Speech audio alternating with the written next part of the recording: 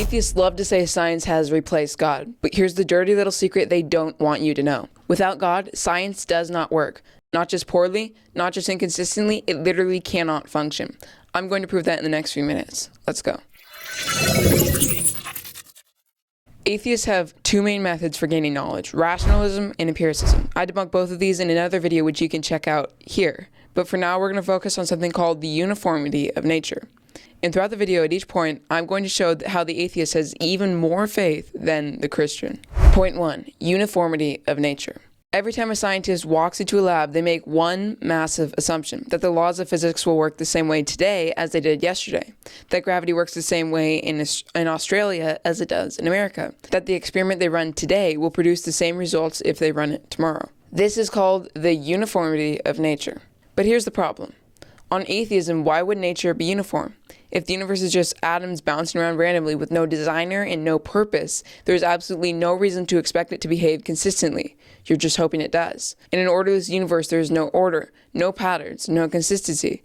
So why then do they assume that there is? It's an assumption they cannot ground. Only a creator who designed an orderly, consistent universe gives you any guarantee that nature will be uniform. Every scientist who expects their experiments to be repeatable is borrowing from the Christian worldview without knowing it. Scientists supposedly prioritize consistency, rationality, and utterly despise the mention of faith. But now they are guilty of the very thing they accuse Christians of, having blind faith. They somehow have this assumption that the world, which according to them is not orderly and consistent, seeing as how proteins aren't orderly and rational, would follow these strange, consistent patterns that are essential for science. In fact, they are blindly trusting that assumption just to do science. They have to, otherwise science would be impossible. You know, we have a word for that. Faith. Point 2, laws of logic. Science requires logic. You cannot run a single experiment, draw a single conclusion, or make a single scientific argument without using the laws of logic. But here's the problem. The laws of logic are immaterial. You can't see them, touch them, weigh them, or put them in a test tube. So according to atheism, a materialist worldview, therefore they do not exist. And beyond being immaterial, they are also universal. People in Australia will have the exact same laws of logic as people in America. So logic is immaterial, universal, and objective, three of the many things atheism cannot account for. Like I said, atheism is a materialist worldview. Only physical matter exists according to them. So how does atheism account for immaterial laws of logic? It can't. And if you can't account for logic, you can't do science. Every time an atheist uses logic to argue against God, they're proving that God exists. You see, they are blindly trusting in this immaterial concept with no objective foundation that applies to everyone, everywhere. You know, we have a word for that. Faith. Real quick, 98% of Gospelogical's viewers are not subscribed. If this content benefits you, please subscribe, like, and comment. Otherwise, we won't know if you guys do like this content. So smash that subscribe button, like this video, hit that notification bell, and drop your thoughts in the comments down below. Now, back to the goods. Here's one that will make your head spin. This one is a doozy. Why does abstract mathematics invented in the human mind perfectly describe the physical world? Physicist Eugene Wigner called it the unreasonable effectiveness of mathematics. Einstein used pure math to predict things about the universe that weren't even discovered until decades later. How does that work on atheism? Why would abstract numbers invented in a human brain perfectly map onto physical reality? And math is essential to science. Now, on Christianity, it makes perfect sense. God designed both the human mind and the universe, so of course they correspond. On atheism, it's just a massive cosmic coincidence that nobody can explain. You see, they are again blindly trusting in something immaterial, universal, and objective that they cannot ground. You know, we have a word for that. Faith.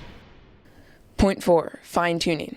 The universe has over 30 physical constants, things like the gravitational constant, the speed of light, the mass of an electron, etc., etc. If any of these were changed even slightly, and I mean to a precision of 1 in 10 to the power of 120 for some of them, the universe would be completely hostile to life. No stars, no planets, no chemistry, no life. Atheists call this a coincidence. But physicist Roger Penrose calculated the odds of our universe existing by chance at 1 in 10 to the power of 10 to the power of 123rd. That's not a number, that's a joke. The fine-tuning of the universe screams design.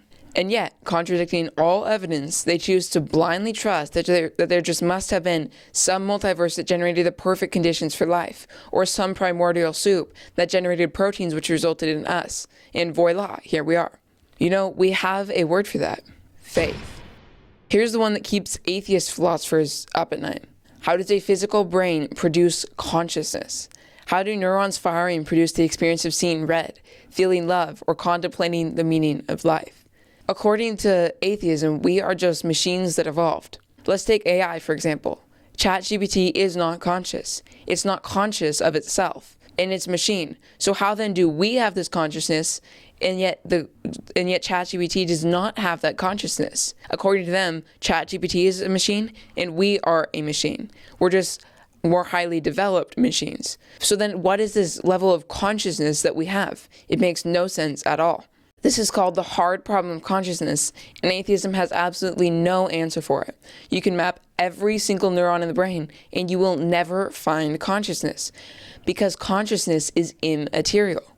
Now, we know that we are conscious. Both atheists and Christians admit it, but atheism cannot even account for this basic assumption of consciousness that is required every single second. Some atheist philosophers have realized the massive challenge to this, and so they've concluded that we aren't conscious. They've concluded this is all a trick. If I look at somebody, I'm not actually seeing them. It's my mind playing a trick on me. Because they've realized you cannot account for consciousness in an atheistic worldview.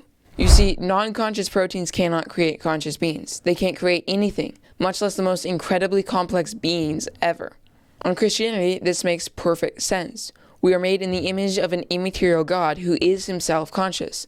On atheism, you are just a bag of chemicals wondering why it can wonder.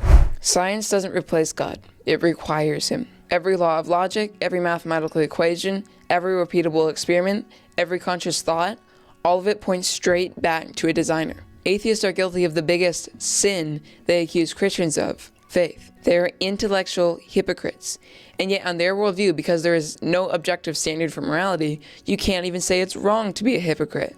The next time someone tells you science has disproved God, ask them how they account for the very tools they use to reach that conclusion. They can't. That's why the Christian worldview reigns supreme above every other, because it alone can account for these tools that we use every single day, while every other worldview utterly fails. Know what you believe and know why you believe it. See you next time.